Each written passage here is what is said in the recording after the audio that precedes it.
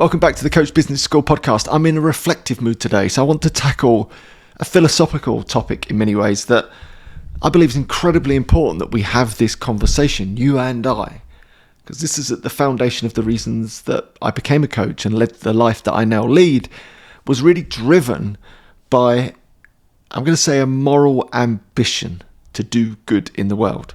And I'm going to get back to that in a lot more depth and detail in a moment. And just before we get into today's conversation, just a reminder, this is brought to you by my Coach Business School, the home of successful coaches. Whether you want to become accredited, i.e. you're new to coaching and want to become a coach, we have a treble accredited diploma in positive psychology and coaching, the science behind self-help.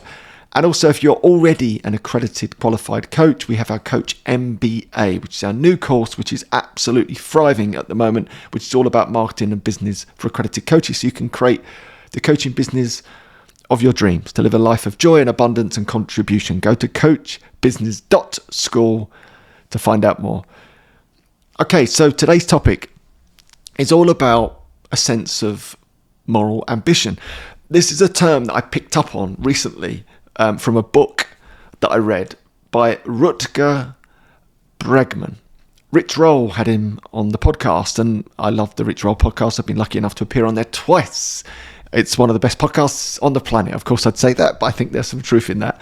But he has the best guests, and I've been trying to articulate this moral ambition in many ways for the best part of 12 years. So when you hear a speaker and it lights you up, because effectively it's your story in their story. And this is no different. And I think it's really made me reflective on the whole process of becoming a coach, because I think at its root is a sense of this moral ambition. I'll explain what that means in a second. But ultimately, we get one shot at this short and precious life. We get one go. It is so short and it's so precious. Yet most of us, and I'm putting myself in that bracket, we live our lives through our careers, which is the bulk of our life, i.e. our working careers or careers that we choose. And most people are very unhappy and unfulfilled within those careers. So effectively, we're giving away the best part of our life, the biggest chunk of our life, to something that we find not meaningful at all. It's just a case of trying to earn enough money to put bread on the table, essentially. Which I get that, right? I get the foundational basics of that. We need to generate income to survive successfully, right? So let's just put an underline under that. I'm not for 1 second querying that. But what I am going to query, because it's in my story, is the fact that if you are a skilled professional in any domain, from stay-at-home parenting to entrepreneurship to working in a classic job for someone else, I think there's so much wiggle room to contribute and give back and do things that really matter. And I found myself in that position, right? If I wind back the clock 14 years ago, I was in this career, which was ridiculously good at generating income. I mean, it's nuts, the amount of income you can generate from this particular career. I was very lucky that I stumbled into it, happened to be relatively good at it, and worked really blooming hard, like most people do. 12-hour days for a long period of time. Now, I wasn't exactly going down the mines, far from it. But equally, it was incredibly challenging on me, my time, my stress, my energy, my life force was ebbing away in many ways. I really believe that if I'd stayed in that career, I genuinely don't think I'd still be here. And that sounds like a whopping great big over-exaggeration, but I believe that to be true. I think I would have been one of those classic business professionals you see all the time that just keel over dead, heart attack. And I've got that in my genetics in terms of heart issue, heart disease. So to lead that life and live the life that I was leading, I think would have ended up on a one-way ticket. Now, why was I living that life? Because I was under the illusion that all I needed to do was generate as much income as I possibly could, and therefore I'd be happy, right? And that job was particularly brilliant at generating income. So I was onto the golden ticket, as it were. Only something was missing. The most important thing in life was missing. I found it almost meaningless in the end. I wasn't contributing. I wasn't adding value to anyone. You might argue outside of my family unit, and let's say there's 4 of us in that family unit. But let's go a bit deeper into that. Was it actually helping my family unit? Yes, income, great, right? Everyone makes the argument, I'd rather more of it than less, but there was plenty of that knocking around. Yet, I was on a one-way ticket to self-destruction. Fact. Was I being the parent that I wanted to be? No. Was I being the husband that I wanted to be? No. Was I being the man that I wanted to be? No again. So I would argue, actually, that particular career was helping no one. Zip zero. No one on this planet. And Rutger talks about this in Moral Ambition, that most people, the majority of people, find themselves in careers where if they went on strike tomorrow, no one would care. It's the truth of it. You know, outside of our incredible frontline workers and whatnot that do the most wonderful jobs, that get paid horrifically to do those incredible jobs, there is this total mismatch, by the way, in jobs that do good and jobs that don't seem to do good in terms of level of income. Conversation for another day. But if most people went on strike tomorrow, no one would care. It's the truth of it. How sad is that? I think that's sad in many ways. And I think that's why so many of us are unfulfilled. And the bulk of our career, our life force, our energy, our time is devoted purely to generate some money. And the more money, the better. It's a traditional yardstick. Now, I had this pivotal moment in my life, and this didn't come in retrospect. It happened in the moment. I looked around at my career and thought, where's the value in this? Like, how am I actually helping anyone on a daily basis? I wasn't even helping myself or my own family outside of generating income, as mentioned. And it was a really powerful reflection for me. I started to really look around at this stage and study and read and try and figure this thing out. I was in this incredible space thinking, I don't want to do this anymore. It's just something's wrong, something's missing. Again, this is my reflection, not anyone else's. And in that space of self-reflection and discovery, I trained as a coach, part of that process, right? Some 13, 14 years ago. And my world started to change. I started to look at everything differently. I started to study differently and read differently. And one of the first books that I read all those years ago was by a guy called Will McGaskill, who was the youngest ever head of philosophy at Oxford University, right? But in his, I think, late 20s at this stage, he wrote a book called Doing Good Better. And I thought, this is really interesting. I'm going to read around this guy. I was also introduced to him via a podcast. No doubt it was Rich Roll, again, most likely. So I read his book, and his book essentially was saying this: it's all about effective altruism. So his approach, which I think is genius as well, really lit me up, because it was saying, look, what you could do is, you could be in my position, right? So I was generating this income and finding no meaning really from the career that I was in. You could quit and go to some, war-torn country and offer your services to help, right? And as someone like me who cannot change a plug, I have to fly over my father-in-law from Ireland to do so. Plugs, light bulbs. What good would I do, right? If I rocked up with my bare hand type skills, I might be able to help 10 people, 20 people maybe, right? Wouldn't add tons of value. However, if I stayed in my really well-paid career and generated as much income as I could, and then was effective with that altruism, I could put a big chunk of what I earned into charitable causes. And if I found the right ones, those charitable causes might help 1,000 people, 10,000 people, maybe 1 million people. Like, how incredible would that be? And this is where my mind started to go. It was like, I need to find meaning and purpose in my career. I can't keep showing up for the rest of my life, just grinding it out for nothing, for a couple more quid in the bank. And I'm putting a real frame around this. I appreciate this might meet some resistance. This was just my reflection, my personal reflection. It was like, I'm done with that. I just don't need to do that anymore. There has to be other ways. I don't care about the bank balance getting healthier and healthier whilst my moral bank balance was bankrupt. My health was bankrupt. My relationships could have gone bankrupt. Fortunately, they never did. So for me, it was a really reflective time to think, right, can I actually flip the script on this and build meaning and purpose into this career that actually is not feeding me with meaning and purpose, knowing that actually we're going to give a big percentage away to charitable causes, be really effective. So pick the best kind of charities that can do the most good.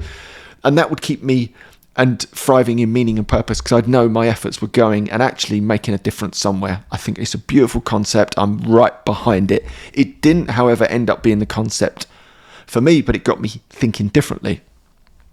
And just to interject here while I'm on this philosophical mode, if you're thinking, what has this got to do with coaching? It's actually got everything to do with coaching, in my opinion.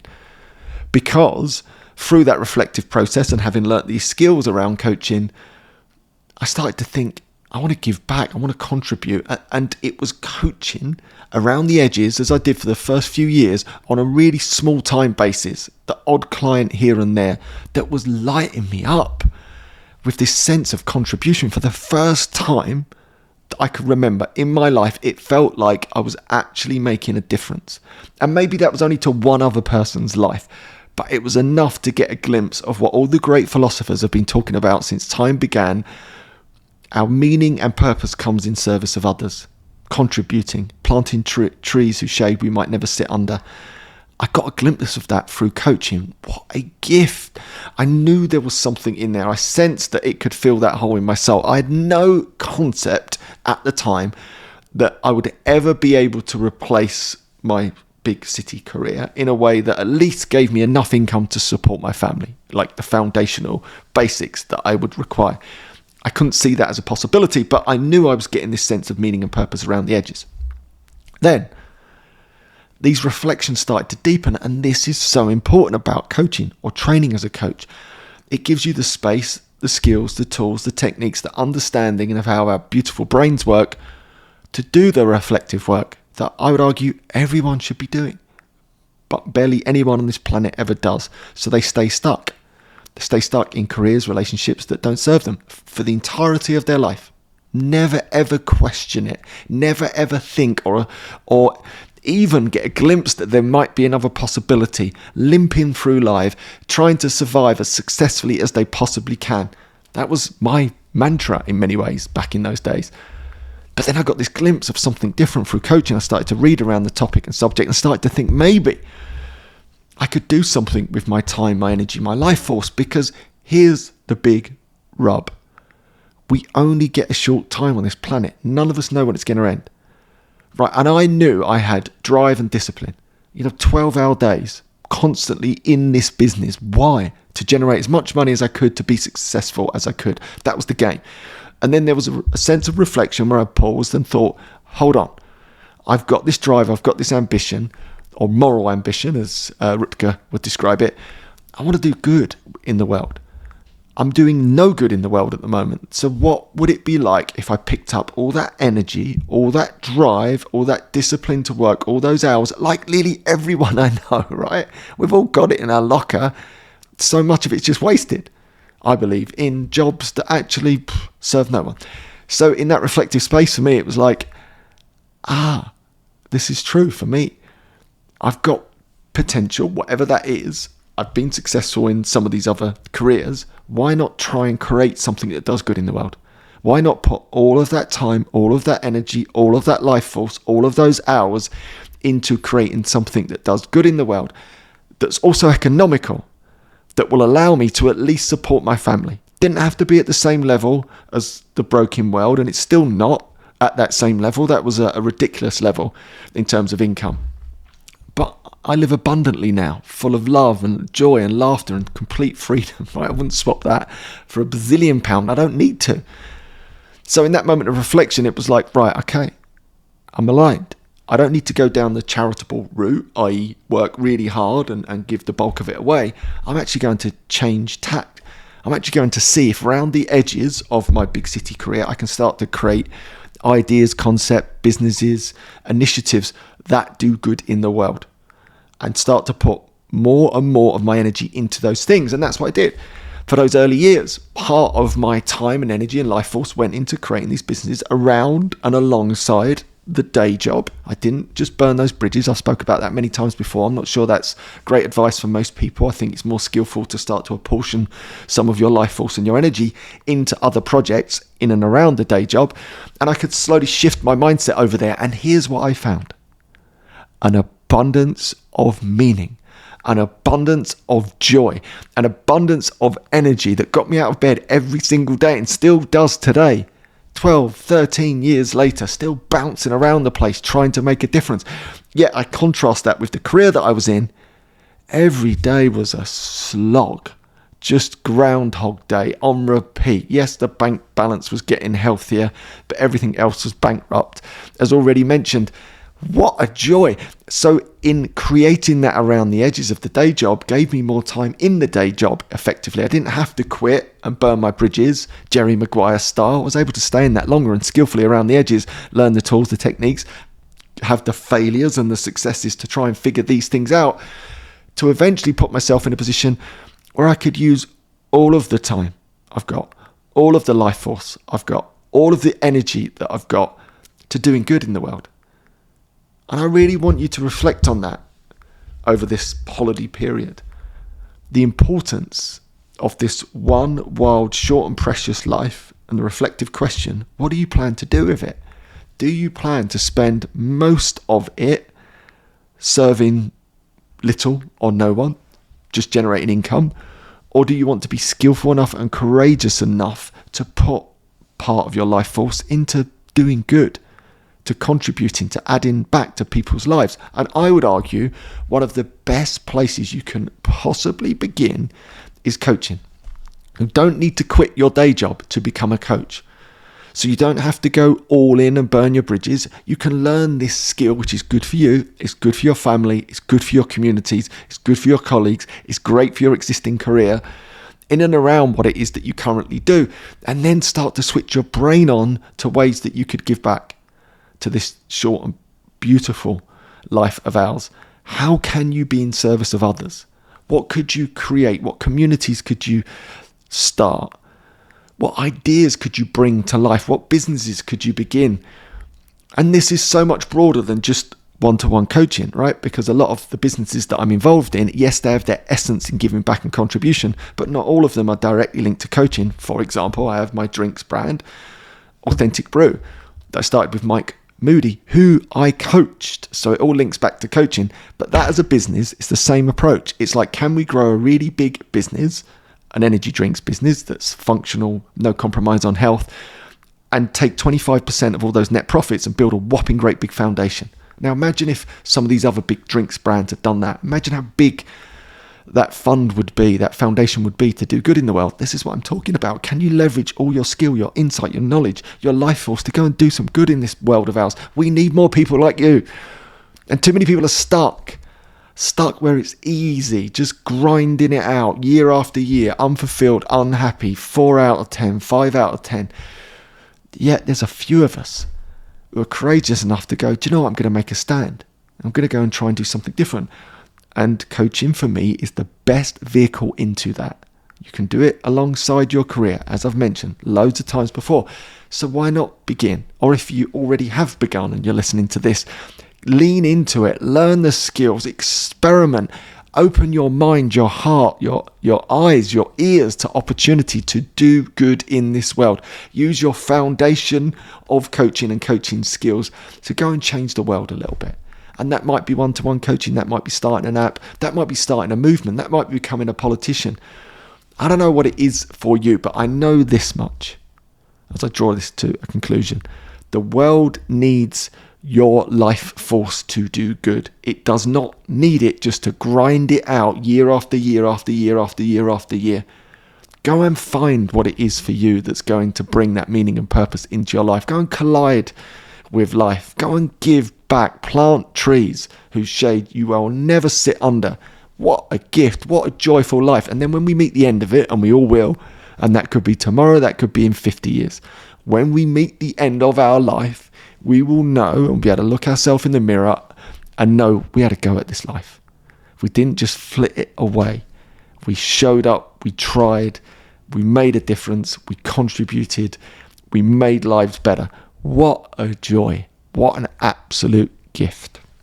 So on that note, I draw this philosophical episode to a close, and hopefully there's something in there for you to reflect upon and chew on over the holiday season, and that might inspire you and motivate you to go and collide with the world. Go and do something with that beautiful energy of yours.